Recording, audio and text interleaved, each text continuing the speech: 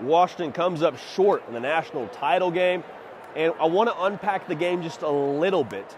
And I also want to talk about what the future holds, I think, for Washington going forward here. So make sure you're subscribed. Don't miss a minute of what we got going on here, right here on the On3 YouTube channel. When you talk about this game for Washington, we knew going into the game the physical edge was with Michigan. We knew they were better on the line of scrimmage. And we knew that, quite frankly, for Washington, it would be a situation where they would have to probably shoot Washington, or rather shoot Michigan into a game where they had to match scores. We knew that.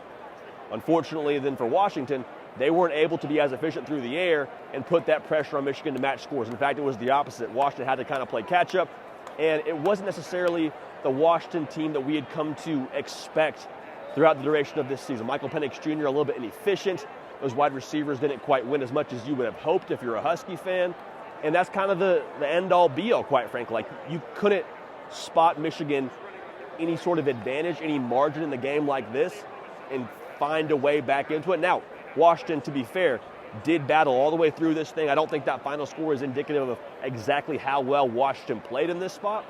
But I think, again, at the end of the day, Michigan is further along in their process as a team than Washington is. When you look to the future for Washington, Kalen DeBoer is your head coach. You're going to be fine.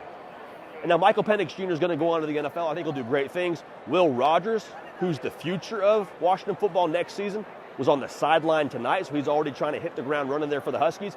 But I think when you look at what this team is going forward, again, when it comes to the 12-team playoff, I expect them to be at least in that conversation every single year. They have a culture that is built to last. I mean, we talked about it. They were 8-0 going into this game in one-score games. Y'all, that's a culture thing. Yes, it's a maturity thing. Yes, it's something that you have within your personnel. But I think it also goes back to who's running the show and who's your leadership. So as long as Kalen DeBoer is running the show in Seattle, they're in good shape. It hurts tonight.